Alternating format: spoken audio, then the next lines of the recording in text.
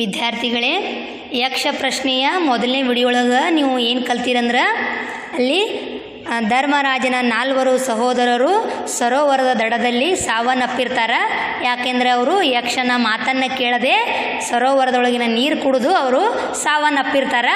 ಆಗ ಧರ್ಮರಾಜ ಬಂದು ಕೇಳಿದಾಗ, ನಿನ್ನ ಯಾವ ಮಾತನ್ನು ಕೇಳದೆ ಅವರು ನೀರು ಕುಡಿದಿದ್ದಕ್ಕೆ ನೀ ಈ ಥರ ಅವರಿಗೆ ಶಿಕ್ಷೆ ಕೊಟ್ಟು ಇಂಥ ಸ್ಥಿತಿಯನ್ನು ತಂದಿಟ್ಟಿ ಅಂಥೇಳಿ ಪ್ರಶ್ನೆ ಮಾಡಿರ್ತಾನೆ. ಆಗ ನೋಡ್ರಿ ಮುಂದಿನ ನೋಡ್ರಿ, ಯಕ್ಷ ಏನು ಹೇಳ್ತಾನೆ, ಅವಸರ ಪಡಬೇಡ ಧರ್ಮರಾಜ, ನೀನಾದರೂ ಸಹನೆಯಿಂದ ನನ್ನ ಮಾತುಗಳನ್ನು ಕೇಳು. ನಿನ್ನ 4 ಸಹೋದರರು ನನ್ನ ಮಾತನ್ನು ಕೇಳಿಲ್ಲ. ಅವರು ನೀನಾದರೂ ಏನು ಮಾಡು, ನನ್ನ ಮಾತುಗಳನ್ನು ಸಹನೆ ಅಂದ್ರೆ ತಾಳ್ಮೆಯಿಂದ ನೀನಾದರೂ ನನ್ನ ಮಾತನ್ನು ಕೇಳು ಅಂಥೇಳಿ ಯಕ್ಷ ಹೇಳ್ತಾನೆ. ಮೊದಲು ನನ್ನ ಪ್ರಶ್ನೆಗಳಿಗೆ ಉತ್ತರಿಸಿ ಆಮೇಲೆ ನೀರು ಕುಡಿಯಲು ಹೇಳಿದರೆ ಯಾರೊಬ್ಬರೂ ಕೇಳಲಿಲ್ಲ. ನನ್ನ ಮಾತುಗಳನ್ನು ಧಿಕ್ಕರಿಸಿ ನೀರು ಕುಡಿದರು.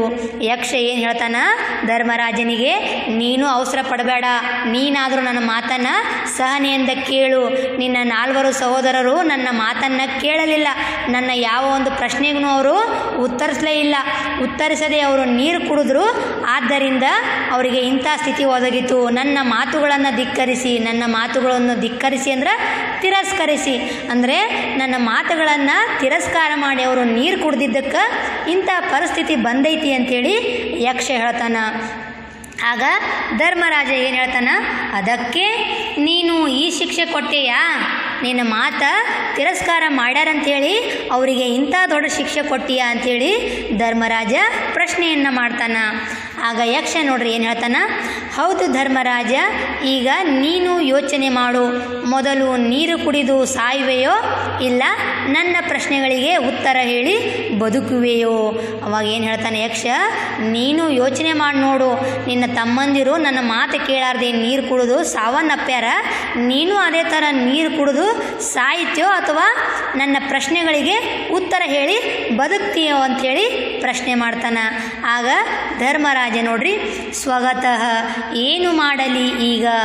ಈ ಯಕ್ಷನ ಪ್ರಶ್ನೆಗಳಿಗೆ ಉತ್ತರಿಸಿ ನನ್ನ ತಮ್ಮಂದಿರನ್ನು ಕಾಪಾಡುವುದೇ ಸರಿಯಾದ ಉಪಾಯ.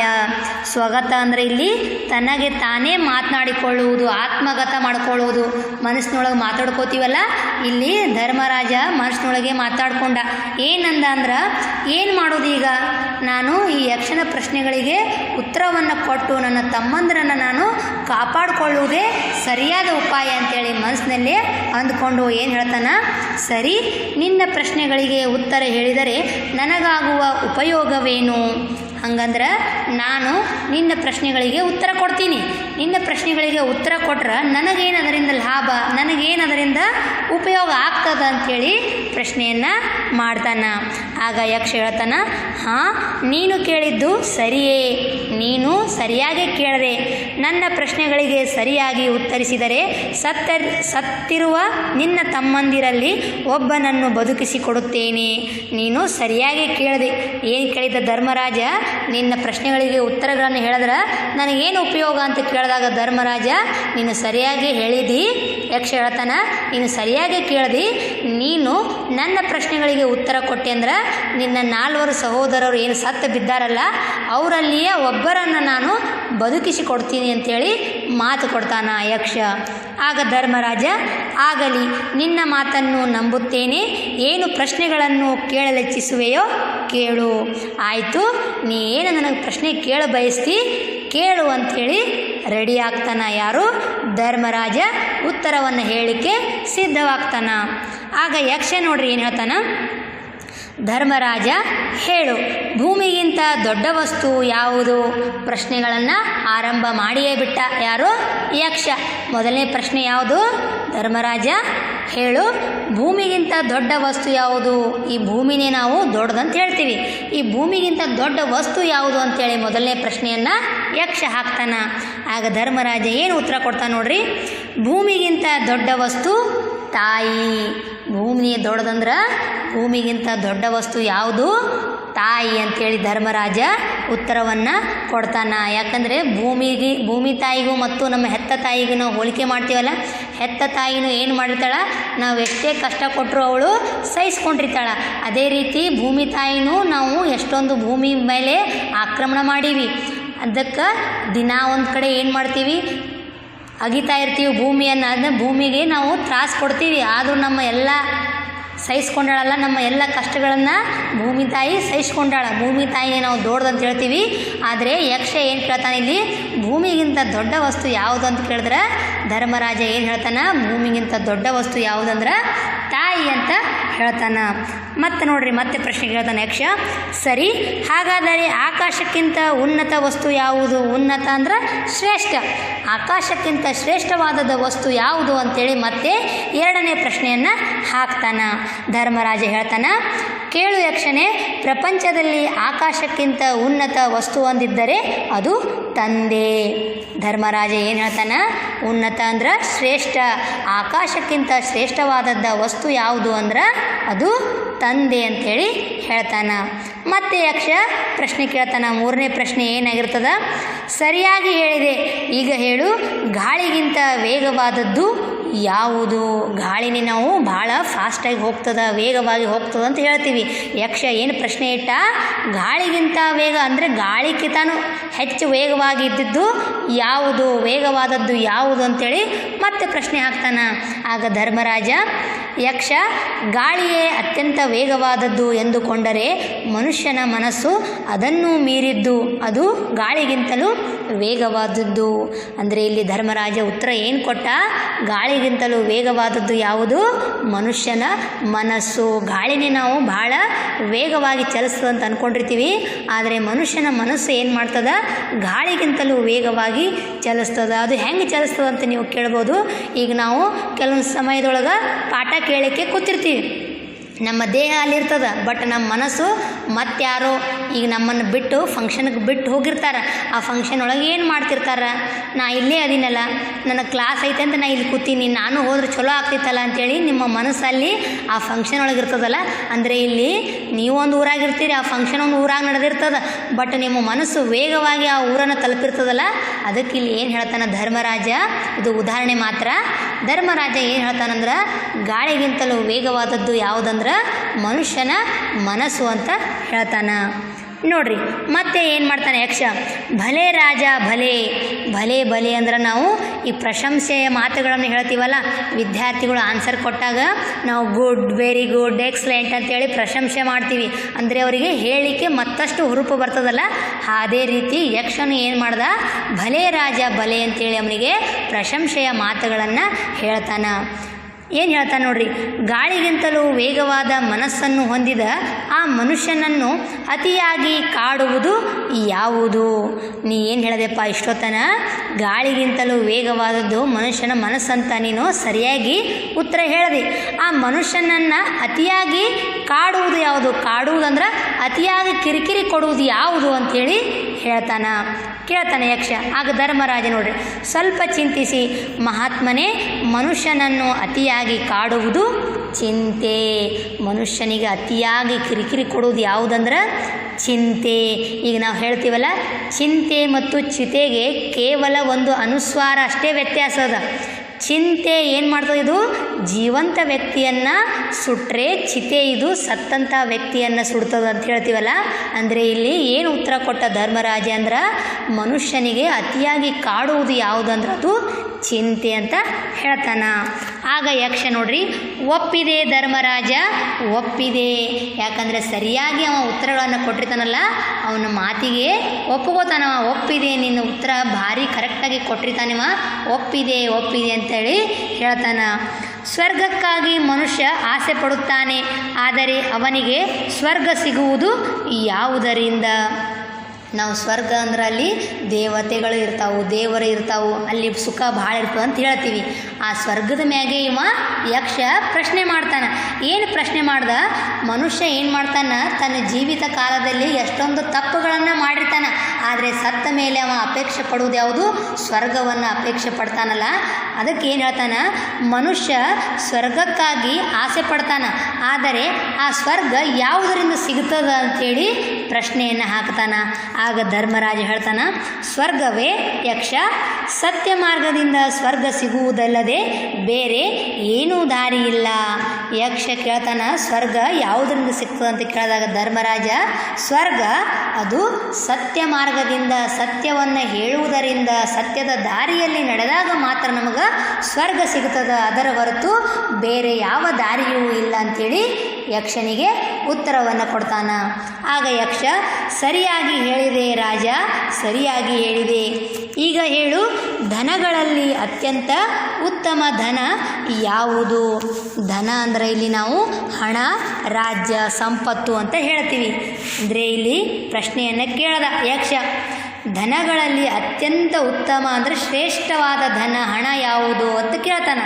ಅದಕ್ಕೆ ಧರ್ಮರಾಜ, ಉತ್ತಮವಾದ ಪ್ರಶ್ನೆ ಕೇಳಿದೆ ನೀನು.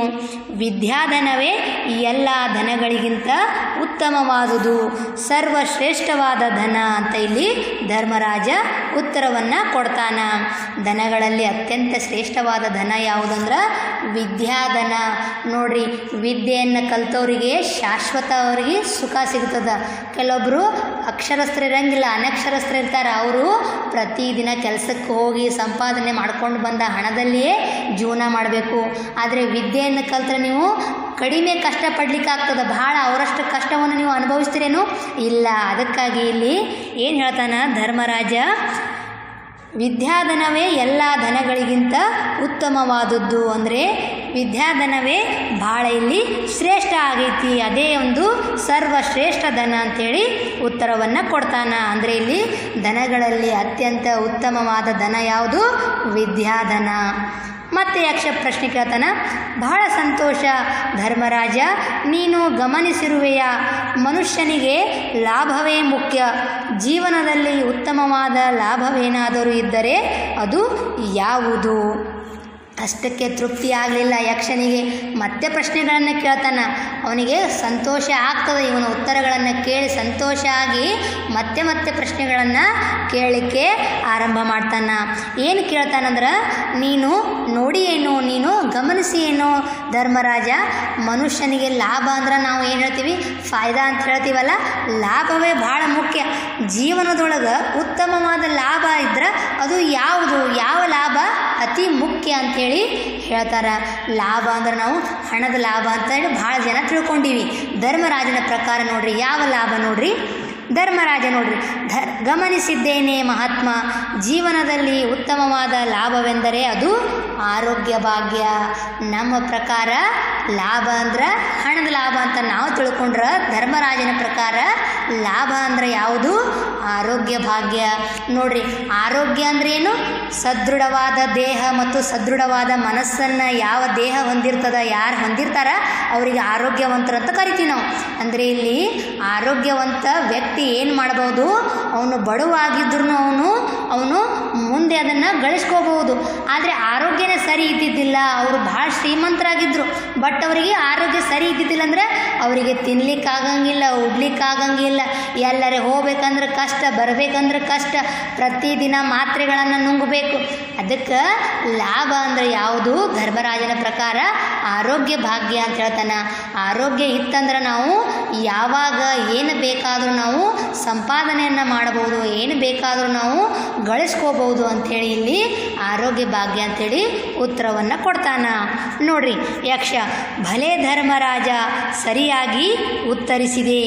ಈಗ ಹೇಳು, ಯಾವುದನ್ನು ಬಿಟ್ಟರೆ ವ್ಯಕ್ತಿ ಜನರಿಗೆ ಪ್ರಿಯನಾಗುವನು? ಭಾಳ ಖುಷಿ ಆಯಿತು. ಮತ್ತು ಭಲೆ ಅಂತ ಹೇಳ್ದ, ಅವನಿಗೆ ಪ್ರಶಂಸೆಯ ಮಾತು ಹೇಳ್ದ. ಧರ್ಮರಾಜ, ನೀನು ಸರಿಯಾಗಿ ಉತ್ತರ ಹೇಳಿದಿ. ಈಗ ಹೇಳು, ಯಾವುದನ್ನು ಬಿಟ್ಟರೆ ವ್ಯಕ್ತಿ ಜನರಿಗೆ ಪ್ರಿಯ ಆಗುವುದಂದ್ರೆ ಜನರು ಅವನನ್ನು ಇಷ್ಟಪಡ್ತಾರೆ, ಜನರಿಗೆ ಹತ್ತಿರ ಆಗ್ಬೋದು. ವ್ಯಕ್ತಿ ಏನನ್ನ ಅಂದರೆ ಜನರಿಗೆ ನಾವು ಹತ್ತಿರ ಆಗಬೇಕಂದ್ರೆ ವ್ಯಕ್ತಿ ಏನನ್ನು ಬಿಡಬೇಕು ಅಂತ ಕೇಳ್ತಾನ. ಆಗ ಧರ್ಮರಾಜ ಹೇಳ್ತಾನ, ಮಹಾತ್ಮನೇ ಕೇಳು, ವ್ಯಕ್ತಿ ಗರ್ವವನ್ನು ಬಿಟ್ಟರೆ ಜನರಿಗೆ ಪ್ರಿಯನಾಗುತ್ತಾನೆ. ಗರ್ವ ಅಂದ್ರೆ ಅಹಂಕಾರ, ಅಹಂ ಅಂತ ಹೇಳ್ತೀವಿ. ಅಂದರೆ ಯಾವ ವ್ಯಕ್ತಿ ಅಹಂಕಾರವನ್ನು ಬಿಡ್ತಾನ, ಯಾವ ವ್ಯಕ್ತಿ ಗರ್ವವನ್ನು ಬಿಡ್ತಾನ, ಅಹಮ್ಮನ್ನು ಬಿಡ್ತಾನ, ಆ ವ್ಯಕ್ತಿ ಮಾತ್ರ ಜನರಿಗೆ ಪ್ರಿಯ ಆಗ್ತಾನ, ಅಂದರೆ ಜನರಿಗೆ ಇಷ್ಟ ಆಗ್ತಾನ ಅಂಥೇಳಿ ಇಲ್ಲಿ ಧರ್ಮರಾಜ ಉತ್ತರ ಕೊಡ್ತಾನ. ಅಂದರೆ ವ್ಯಕ್ತಿ ಏನು ಬಿಡಬೇಕು, ಜನರಿಗೆ ಹತ್ತಿರ ಆಗಲಿಕ್ಕೆ, ಜನರಿಗೆ ಇಷ್ಟಪಡಲಿಕ್ಕೆ ಏನು ಬಿಡಬೇಕಂದ್ರೆ ವ್ಯಕ್ತಿ ಅಹಂಕಾರವನ್ನು ಬಿಡಬೇಕು, ಅಂದರೆ ಜನರಿಗೆ ಪ್ರಿಯ ಆಗ್ತಾನ ಅಂಥೇಳಿ ಉತ್ತರ ಕೊಡ್ತಾನ. ಮತ್ತೆ ನೋಡ್ರಿ ಯಕ್ಷ ಮತ್ತೆ ಪ್ರಶ್ನೆ ಕೇಳ್ತಾನ. ಒಪ್ಪಿದೆ ಧರ್ಮರಾಜ ನಿನ್ನ ಧರ್ಮ ಪ್ರಜ್ಞೆಯನ್ನು, ಎಲ್ಲ ಸುಖ ಭೋಗಗಳಿದ್ದು ಯಾವಾಗಲೂ ದುಃಖಿಯಾಗಿರುವವನು ಯಾರು? ಮತ್ತೆ ಪ್ರಶ್ನೆ ಕೇಳ್ದ ಯಕ್ಷ. ಏನು ಕೇಳ್ದಾನ? ಎಲ್ಲ ಸುಖ ಅಂದರೆ ಅನುಭವಿಸ್ಲಿಕ್ಕೆ ಎಲ್ಲ ಸುಖ ಅದ, ಸಂಪತ್ತದ, ಎಲ್ಲ ಇದ್ರೂ ಕೆಲವೊಂದು ಜನ ದುಃಖಿಯಾಗಿರ್ತಾರೆ. ಯಾವಾಗಲೂ ಏನೋ ಒಂದು ಸಂಕಟ, ಅವ್ರ ಕಡೆ ಏನೋ ಒಂದು ಚಿಂತೆ ಇರ್ತದೆ. ಅಂಥ ವ್ಯಕ್ತಿಗಳು ಯಾರು ಅಂಥೇಳಿ ಪ್ರಶ್ನೆಯನ್ನು ಮಾಡ್ತಾನೆ. ಏನು ಪ್ರಶ್ನೆ ಮಾಡ್ದ? ಎಲ್ಲ ಸುಖ ಭೋಗಗಳಿದ್ದು ಯಾವಾಗಲೂ ದುಃಖಿಯಾಗಿರುವವನು ಯಾರು? ಎಲ್ಲವನಿಗೆ ಐಶ್ವರ್ಯದ, ಸಂಪತ್ತದ, ಹಣ ಅದ, ದೊಡ್ಡ ಬಂಗ್ಲೆ ಅದ, ಎಲ್ಲನೂ ಅದ, ಇದ್ರೂ ಯಾವಾಗಲೂ ದುಃಖಿಯಾಗಿರ್ತಾನಲ್ಲ ಅಂಥ ವ್ಯಕ್ತಿ ಯಾರು ಅಂಥೇಳಿ ಪ್ರಶ್ನೆ ಮಾಡ್ತಾನೆ. ಆಗ ಧರ್ಮರಾಜ ಹೇಳ್ತಾನ, ಕೇಳು ಯಕ್ಷ, ಪರರ ಏಳಿಗೆಯನ್ನು ಸೈರಿಸಲಾರದವನೇ ಯಾವಾಗಲೂ ದುಃಖಿ. ಪರರ ಏಳಿಗೆ ಅಂದ್ರೆ, ಈಗ ಏಳಿಗೆ ಅಂದ್ರೆ ಅಭಿವೃದ್ಧಿ. ಯಾರಾದರೂ ಮುಂದೆ ಹೊಂಟ್ರಂದ್ರೆ, ಯಾರಾದರೂ ಜೀವನದಲ್ಲಿ ಅಭಿವೃದ್ಧಿಯನ್ನು ಸಾಧಿಸಿದ್ರೆ ಕೆಲವೊಂದು ವ್ಯಕ್ತಿಗಳಿಗೆ ಸಹಿಸ್ಕೊಳ್ಳಿಕ್ಕಾಗಂಗಿಲ್ಲ. ಅಂದರೆ ತಾನೇ ಮುಂದೆ ಹೋಗಬೇಕು, ತಾನೇ ಏಳಿಗೆಯನ್ನು ಸಂಪಾದಿಸಬೇಕು, ಬೇರೆ ಯಾರೂ ತನಗಿಂತನೂ ಮುಂದೆ ಹೋಗಬಾರ್ದು. ಅಂಥ ವ್ಯಕ್ತಿಗಳು ಯಾವಾಗಲೂ ದುಃಖಿಯಾಗಿರ್ತಾರೆ. ನಮ್ಮ ಕಡೆಯಿಂದ ಮಾಡ್ಲಿಕ್ಕೆ ಆಗಿಲ್ಲ ಅಂದ್ರೆ, ಮತ್ತೊಬ್ಬರು ಮಾಡಿದ್ರಂದ್ರೆ ನಾವು ಅದನ್ನು ನೋಡಿ ಖುಷಿ ಪಡಬೇಕು, ಹೆಮ್ಮೆ ಪಟ್ಕೋಬೇಕು. ಅದನ್ನು ಬಿಟ್ಟು ನಾವು ಅವರು ಮುಂದೆ ಹೋದ್ರಲ್ಲ, ನಾ ಹಿಂದೆ ಹೋದೆ ಅಂಥೇಳಿ ದುಃಖ ಪಟ್ಕೋತೀವಲ್ಲ, ಅಂಥ ವ್ಯಕ್ತಿಗಳೇ ಏನು ಹೇಳ್ತಾನಿಲ್ಲಿ ಧರ್ಮರಾಜ, ಪರರ ಏಳಿಗೆಯನ್ನು, ಪರರ ಅಭಿವೃದ್ಧಿಯನ್ನು ಯಾರು ಸಹಿಸ್ಕೊಳ್ಳಂಗಿಲ್ಲ ಅವನೇ ಯಾವಾಗಲೂ ದುಃಖಿಯಾಗಿರ್ತಾನಂಥೇಳಿ ಉತ್ತರ ಕೊಡ್ತಾನ. ಯಕ್ಷ ಇನ್ನೂ ಅನೇಕ ಪ್ರಶ್ನೆಗಳನ್ನು ಕೇಳುತ್ತಾನೆ. ಅದಕ್ಕೆಲ್ಲ ತಾಳ್ಮೆಯಿಂದ ಧರ್ಮರಾಜ ಉತ್ತರ ಕೊಡುತ್ತಾನೆ. ಯಕ್ಷ ತೃಪ್ತನಾಗುವನು. ಅದೇ ರೀತಿ ಯಕ್ಷ ಮತ್ತೆ ಮುಂದೆ ಮುಂದೆ ಏನು ಮಾಡ್ತಾನೆ? ಪ್ರಶ್ನೆಗಳನ್ನು ಕೇಳ್ಕೋತ ಹೋಗ್ತಾನೆ. ಆ ಎಲ್ಲ ಪ್ರಶ್ನೆಗಳಿಗೆ ಧರ್ಮರಾಜ ಏನು ಮಾಡ್ತಾನೆ? ಬಹಳ ತಾಳ್ಮೆ, ಅಂದರೆ ಪೇಷನ್ಸ್ ಅಂತ ಹೇಳ್ತೀವಲ್ಲ, ಬಹಳ ತಾಳ್ಮೆಯಿಂದ ಉತ್ತರಗಳನ್ನು ಕೊಡ್ಕೋತ ಹೋಗ್ತಾನೆ. ಅದರಿಂದ ಯಕ್ಷ ತೃಪ್ತಿ ಆಗ್ತಾನೆ. ಬಹಳ ತೃಪ್ತನಾಗೋದಂದ್ರೆ ಪ್ರಸನ್ನ ಆಗ್ತಾನೆ ಅದರಿಂದ. ನೋಡ್ರಿ ಮುಂದೇನಾಯಿತು ಅಂತ ಅಂದ್ರೆ ಮತ್ತೆ ನಿಮಗೆ ಮುಂದಿನ ವಿಡಿಯೋದೊಳಗೆ ಮತ್ತೆ ಕಳಿಸ್ತೀನಿ. ಧನ್ಯವಾದಗಳು.